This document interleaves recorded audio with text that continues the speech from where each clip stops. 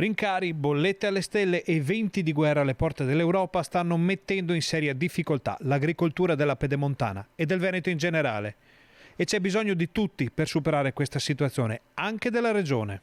La Regione sta lavorando in questi mesi al nuovo PSR, che è il piano di sviluppo rurale, quindi stiamo parlando di fondi europei che arrivano nelle nostre regioni grazie anche a un finanziamento regionale e statale che permettono grandi investimenti nel settore primario. Regione e Consiglio Veneto stanno portando avanti strategie per uscire dai pantani di questo difficile momento storico. Dobbiamo dire che negli ultimi anni ci sono stati settori della nostra agricoltura, uno fra tutti il vino, che ha avuto veramente una crescita importante su tutto il territorio regionale, ovviamente con anche sviluppi importanti sull'economia del settore primario. Però oggi abbiamo dei settori che hanno bisogno di interventi fondamentali. Ecco qualche esempio. Penso a tutto il mondo della zootecnia, che sta vivendo veramente un momento difficile, al settore lattiero caseario, piuttosto che a tutti gli allevamenti di avicoli che sono stati fortemente colpiti dall'aviaria negli ultimi mesi. E questi sono settori che necessitano di interventi strutturali fondamentali per la loro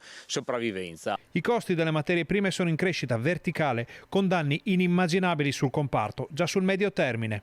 Basta guardare i valori di cosa costa oggi un quintale di soia, arrivato quasi a 68 centesimi, piuttosto che i 55 centesimi del grano, quindi stiamo parlando veramente di cifre importantissime, di numeri importanti che stanno mettendo veramente in seria difficoltà moltissimi allevamenti. Finco lancia l'allarme sui rischi che corrono in questo momento storico settori come quello dell'allevamento, fiore all'occhiello del Veneto a livello internazionale. Penso che sia dovere da parte della Regione veramente fare un programma di sviluppo rurale che nei prossimi anni vada ad aiutare in particolar modo tutto il settore legato all'allevamento, senza ovviamente dimenticare poi un altro settore che magari ne sentiamo meno parlare, che è il settore legato alle orticole e al florovivaismo.